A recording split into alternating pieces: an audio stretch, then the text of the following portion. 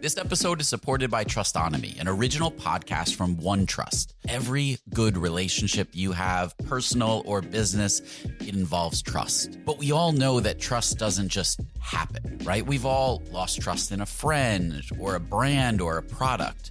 Trustonomy is a new podcast that looks at true stories from the past to understand how trust works and what makes it stronger and how to rebuild it when it's broken. Now, you know, I'm a sucker for a good podcast that weaves historical stories and relates it to what's happening today. So I thoroughly enjoyed this Trustonomy episode and recommend that you check that out as well. Search for Trustonomy in your podcast player. We'll also include a link in the show notes.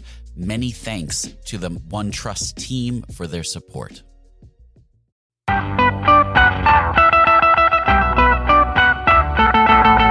Welcome to the Rocketship podcast. This is Michael Sacca. And I'm Joelle Steiniger. Today we talked with Allie O'Connell, the Director of Marketing for Bellhops. Michael, what'd you think? This was awesome to hear about how they've 5x their revenue from last year in an on-demand economy, hiring only college students to go in and move.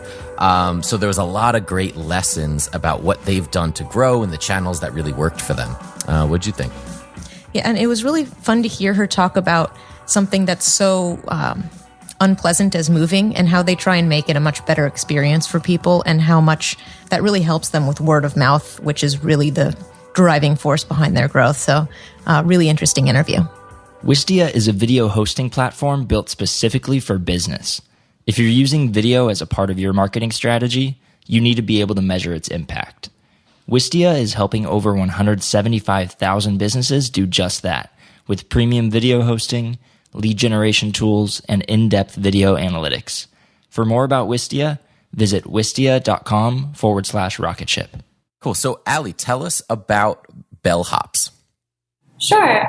Bellhops is a two-sided marketplace that connects able-bodied professional college students with people in their area that are looking for extra muscle for lifting help and moving help for to load and unload trucks or storage units or move furniture around their homes. Very cool. So what I understand you only hire college students. Why was that decision made? Yeah, so the company actually was started on college campuses to serve college students with other college students is kind of historically how we ended up on campuses. But we found that it's a perfect flexible job if you're a college student. So we have, a job board. You can schedule it around your, sports schedule, final schedule, classes, and really have the ability to have a higher paying college job than you would normally have with the flexibility that allows you to focus on your studies. And then we're also allowed to, we're able to maintain a really high caliber workforce because college students are, getting educated, they're motivated, they're working towards their goals, and that really shows in the workforce and how they interact with their customers. So when you take on a new market, a new city, what does that activation look like for you guys? How do you feed the marketplace on both sides? So we start off with finding a representative on campus, often in intramural sports or some kind of sports teams that has a good in with the campus community, with athletic students. We appoint that person to be a campus director. So that's really where we start in making sure there's interest on campus and students that are able and willing and excited about Bellhops.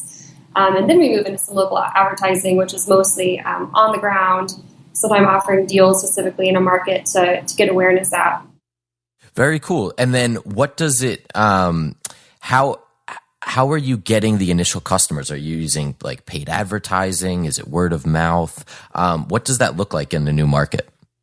Certainly. Word of mouth and referrals is our biggest source of growth in the market. And we've actually seen once we get enough traction to even have 5 or more people booking Bellhops on a weekly basis, the word of mouth piece kicks in and we see a lot of consistent growth in the market.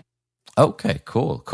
And then what does the average engagement look like for these? Do you have repeat customers or are these like one-time engagements for a couple $100s? Yeah, so we've actually noticed people using Bellhops a lot more. Moving, obviously, for renters happens maybe once every year, once every other year especially. But people are booking Bellhops even within a month or two of moving. They get all their furniture settled in, they decide they want the couch upstairs instead of downstairs. So people are rebooking us more and more frequently for just heavy lifting chores around the house. Okay. So it's not just moving anymore. It's more like anything that people may need help with. Exactly. And especially, for me, I'm actually in our target demographic, and it's fun being the director of marketing and being in the demographic, because I can get Bellhops to come to my house for things that, I don't want to call, my brother to come do, like moving a closet around for me from IKEA or putting something together. When you're a young professional and you're living by yourself, it's really nice to be able to have an on-demand platform for someone to come and help you hang pictures or do anything around the house. And even though most of our awareness starts with the huge problem, which is moving, 75% of Americans that move every year do it themselves. They might get a rental truck, but all the heavy lifting and packing is all by themselves. So once people understand that we can help them with that pretty huge problem, then we kind of coach them in other ways to use Bellhops, or they come up with it themselves to do other heavy lifting chores that you just can't do by yourself. So what do you provide the college students that are working for you? Do they have like trucks and things like that to use, or is that up to the person who's booking them to get like their own U-Haul? Yeah, how does that work? At this point, we only provide the labor. So if you're going to rent a U-Haul, we'd encourage you to get, a dolly, moving straps, or, moving blankets that you can rent from U-Haul. So we don't provide supplies, but we do encourage Bellhops if they have a toolbox to bring it along in case there's something they can help do, like assemble furniture or hang a picture. Very cool. And then do you see, with college students, do you see a lot of turnover in people who are willing to work? Is it kind of like a constant churning of people through the system?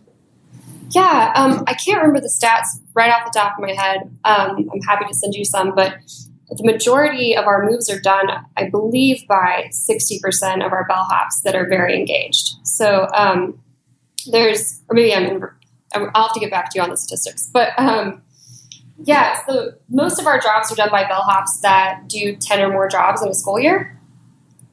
So these are really engaged Bellhops. They provide a high quality of service, and they review each other on the platform. So every time you do a move with another Bellhop, you get a peer review as well as a review from the customer on things like punctuality, effort, and moving ability. So we see more success, and we invest a lot in having people that are consistent Bellhops. That being said, being a startup, some markets have a lot more demand than others, and the challenge is, on one side, making sure that there's enough work in a new market to keep Bellhops engaged so they know they can depend on us for a steady source of income. And then on the other side, where we have markets that are just blowing up, we need to make sure that we're creating new Bellhops all the time so we can fulfill demand. Right. Well, and you mentioned when we were talking earlier that you guys have had 5% growth year over year. And I'm curious where that's coming from. Are you guys doing things on and around campus, or is it more like out in the communities? Yeah, so it's 5x growth. So we have 500% growth. The efforts that we've really just ramped up a lot of unpaid. So we do very little digital advertising at this point. About 20% of our moves are either word of mouth or repeat bookings. We do a lot with social. Currently, we have a promotion going on. We're moving anyone 65 and over for free on August 21st for Senior Citizens Day. So nice. So really taking care of people that don't have the ability to lift heavy things around their house or maybe reorganize their garage, just to kind of expand knowledge about the other things Bellhops can do. So things like that get a lot of attention. We do, we're 128 cities, so I do a lot of work on the ground to make sure that local media outlets know about us, that we're engaging on campuses. A lot of it's just kind of being on the ground, hustling, doing a lot of PR, keeping up with social media, and offering different deals and things that let the community know that we're there. What's been the most effective channel to get into that kind of 65 plus demographic for a customer? Yeah, so we've been looking at different platforms. We do a lot of anywhere where we can get rated or reviewed is really great for us. We're definitely a customer service company. So while we do really well on Yelp, we're leaning into other outlets like Angie's List so that the senior demographic can find us. And, definitely like the daily news shows. TV has been a big outlet for that, as well as print. This episode is brought to you by Miro. Whether it's agile planning, scrum events, or technical diagramming, Miro is built for engineering workflows like yours. Enable your team to plan, align, and execute on your infrastructure initiatives all in one single place. That means you can plan your infrastructure efforts with intuitive project management and agile-focused features directly on a Miro board. Miro also has a ton of integrations like with Jira and Azure and Rally, so you can import tasks as native cards so you can see the big picture. Plus, Miro's estimation app gives you clear understanding of work scope and lets you identify gaps in analysis or understanding and set clear expectations for delivery, which is priceless. So, your first 3 Miro boards are free forever when you sign up. So go to Miro.com/podcast. That's Miro.com/podcast. So how do you get into like a TV outlet? How do you deliver that story and I guess kind of come up with those stories that are engaging enough for a local TV outlet? Yeah, so it's actually really interesting, and I've learned a lot going through the process. We have a team of 2 that are doing a lot of our national and local PR, and they really work on a daily basis to come up with things that are newsworthy. But in the end, someone might write about something that has nothing to do with the angle that you're pitching. So like just saying, hey, we're here, we exist in your market is often not enough to get a news story. But we'll do things like, okay, back to school, we're going to do a discount for teachers because that's, what the narrative is right now is back to school. Or we're going to talk about being the best college job ever for students and really promoting Bellhops. So we did that so people will get kind of consistent messaging from us that is relevant to what they're writing about. And then as you kind of build relationships with press and local press, especially in each market, if maybe it doesn't fit with their schedule to write about teachers this month, but in the next month they see we're doing something for people 65 and over, and they feel like that really hits their audience, and they'll write about that. And I guess what's the motivate, like these campaigns, right? Like, so if you do a 65 plus campaign, but it doesn't hit on the local news, is that a concern for you guys? Yeah, I mean, it's a lot like other digital marketing. You have to throw something out there and see if it hits. And we keep track of what we do in PR similarly to what we keep track of if we were doing to see if SEO is working or a social media campaign. You can check open rates. You can see if there's actual interest from different media outlets and different kinds of media outlets. So we do throw a little bit of data in there to see what kinds of campaigns are successful. And it's fine if we throw something out there that doesn't hit. It's just kind of a way for us to learn. But the Senior Citizens campaign has been really successful. We just launched that this week. And because we're doing it across all of our markets, I mean, if we don't hit all 128 markets, we still get the message out. Even in a quarter or half, it's great because we get awareness in all of those markets. Right. No, that makes sense. What's been one of the biggest challenges on the marketing side for Bellhops? Yeah, I would say definitely awareness. We've seen that we put a lot of manpower. We have our call centers in-house. We have a group of people that just try and figure out why someone's moving and come up with a way to make their experience unique. So once we get a customer, we keep them, and they generally will refer us, review us, and do a really good job helping us share. So the biggest challenge for us is getting that first user, brand awareness. So that's, I think, why we've leaned into to PR pretty heavily. Interesting. So you tried a couple different things, and then PR was the channel that kind of worked for you guys? Yeah, PR I think is one of our most successful. And then kind of reaching out to our customers to improve the experience. And, we've been trying different referral programs. I think we'll kind of figure out which one works best for us. But people are super willing to share with their friends, share discounts with their friends. Things that didn't work for us actually were paid advertising weren't as effective as we thought they would be.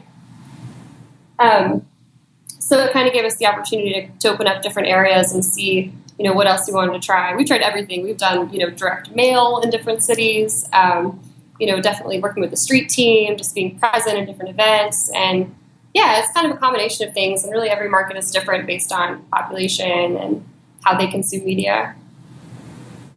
So when you're going into these new markets, if you're going into a community that has like one big school, obviously there's not a big decision to be made. You go to that school and work with the community. But what about larger cities where maybe there's 3 or 4 large universities in different communities? What kind of indicators do you look for to decide like where to start? For example, if you were going to LA, would you pick USC or UCLA to test with? Yeah, so now we're at UCLA. I mean, LA is actually a really interesting market for us because it's so big. And there are so many local moving companies. You know, moving is a very local service. So when you go into a market, you're competing with that market. I mean, the people don't necessarily look nationally to find a moving service. So going into a larger market like LA or Boston, for example, we open the opportunity up to like all of the area colleges. So we, have bellhops from Harvard or MIT or, local colleges around Boston, just kind of like we do in LA and some other California cities. So we open up the opportunity to as many campuses as possible because we're going to need the flexibility of the workforce to support a market with a population as big as like LA or Boston. So I guess the answer is, we would open it up to all local universities. At once. Interesting. Yeah. So, what is that? I guess what is the kind of what do you focus on first? Do you go for the PR or the students when you activate a new market? Students first. Students first. So you grab the students and you say the work is going to come, and then you go out and do the PR pushes to actually get the projects coming in. Yep. Even if there's as much as 5 or 10 engaged student bellhops, that's enough for us to start doing jobs and get the system kind of working. Very cool. Yeah, and we can use them. I mean, even things as basic as flyering can be helpful to get our first jobs going.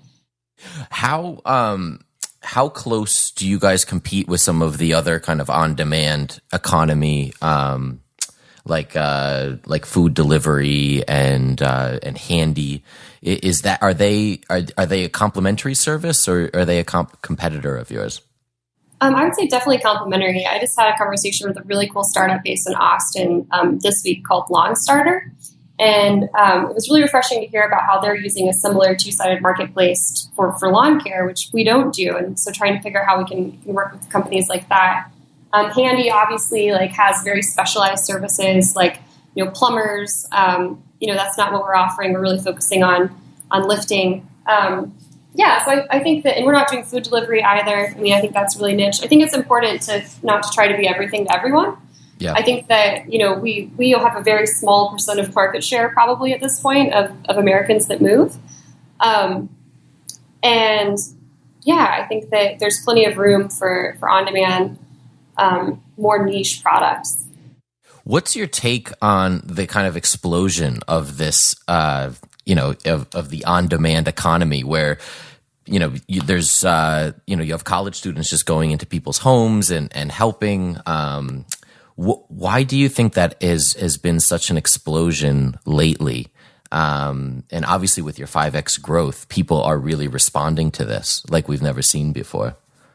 Yeah, I mean, I think the explosion is that you can take some very unsexy problems like moving or taxis, like for Uber, right. And you can make it very, very easy to use. You can make it fun. You can make it a very human-to-human experience using technology.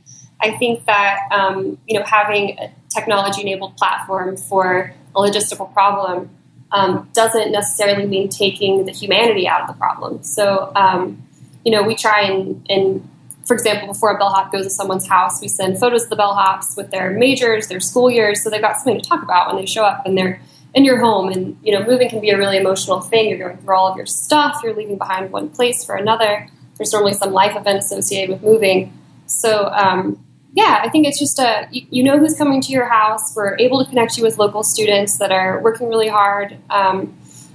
And just the experience of moving with this type of platform is so much more convenient and on your schedule. I think that's really what's making on-demand products boom right now. Like, you no longer have to call 4 different people and have all these unknown factors of are they going to show up in a 5-hour time window, and who are these people that are come to your house and move all of your things. Like, now you have some ability to see social proof, to have great customer service, things that weren't necessarily provided before in some of these logistics markets.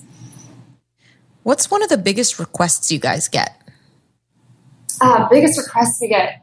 I think we get a lot of questions, I think, when people call, because we're not moving help isn't necessarily what you look for when you're online. You're looking for movers or a moving company, like you expect full service, or you expect to do it by yourself. And so since we're kind of in between those two things, people, just want to know like what to expect. So that's a big challenge of ours to set that up. Do you find a lot of people still want that full service experience, or when they find out that you guys are somewhere in the middle, is it kind of like a refreshing response from them? Yeah, so we've had a really great response. I think, especially when you compare pricing, if you're going to have a full service mover or a van line move you, it's going to be several $1,000s, and our price point is around a couple $100s. So normally the people that are booking us wouldn't get a van line because it's cost prohibitive, or they live in a small home or apartment where it's just not necessary. They don't have that much stuff to move. Mm-hmm. So it's generally welcome. They can control how they want the move to go. They know, or am I going to use a pod or a U-Pack or a U-Haul? So we give them a lot of flexibility, and we've seen a lot of great feedback because of the price point and the quality of workforce. Now, have you guys been affected at all by the California rulings on the labor laws affecting this kind of style of hiring people? Yeah, I mean, that's definitely like high in conversation about, are in the on-demand workforce and the 1099 workforce, like when should they be considered employees? And that's something that we're addressing and looking at. At this point, we definitely have contractors, but there are benefits to making those people employees. So, it's kind of pro and con, and as the company evolves and what makes sense for us is what we'll do. And ultimately, our goal is to have the best bellhop experience ever. We have a goal as a company to be the best college job you can have.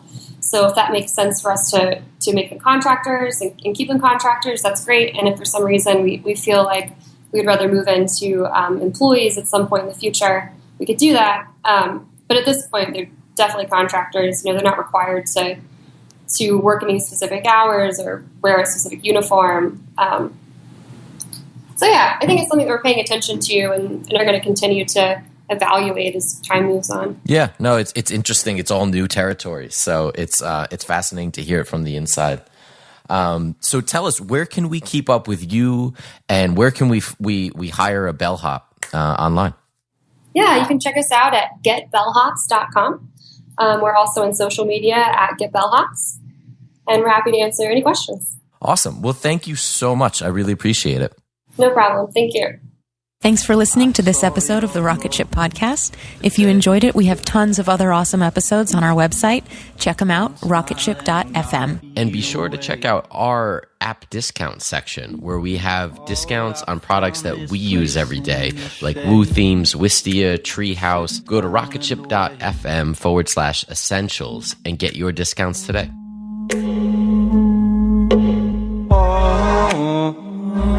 Do you remember me? Oh, do you remember me?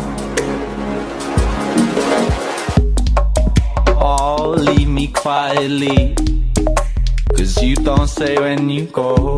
Oh, don't lie to me, 'cause you know I travel slow. There's no silver or gold when you're left on your own. Oh, better move like the wind, 'cause you told me so. But you know that I travel slow, slow. I lost my mind in a day. Oh, but I couldn't wait. And if I see you again, oh, I got something to say. Oh, do you remember me? Oh, do you remember me? Oh, leave me quietly, 'cause you don't say when you go. Oh, don't lie to me, 'cause you know I try travel slow.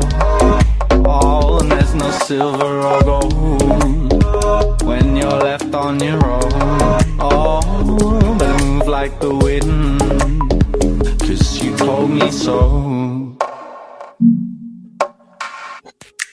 Oh, you know that I travel slow, slow. Oh, you know that I travel slow, slow.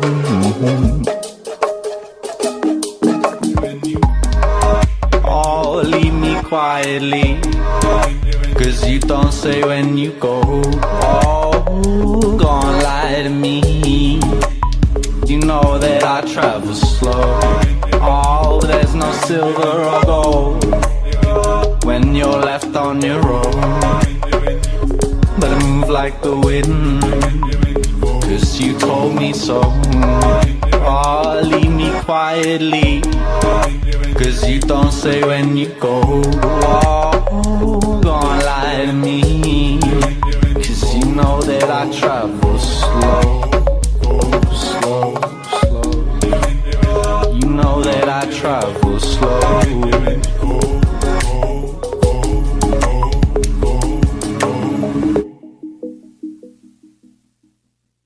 Are you looking for a podcast that'll make you laugh? You came to the wrong place. That's not us. That's not us. Well, it is. We are a husband and wife who chat about raw, real relationship topics. Like sex. Like money. Like marriage and kids. But we're not afraid to talk about how your newborn baby probably isn't as cute as you think it is. If you're in need of entertainment while you're driving to work, because that sucks, we can join you in the suckage, kind of like being in your ear. Not physically. So if you want to laugh, Come check us out. come check us out. Brought to you by the Laughing Couple Podcast. I'm Dr. Ray Wingrant, wildlife ecologist and host of the award-winning podcast Going Wild, produced by Nature on PBS. In the brand new season of Going Wild, we're tackling the big question, how can humans look at our relationship to nature differently? And with the help of special guests like Christian Cooper, host of Nat Geo's Extraordinary Birder, and Ayanna Elizabeth Johnson, co-creator of the How to Save a Planet podcast. Follow Going Wild with Dr. Ray Wingrant on your favorite podcast app.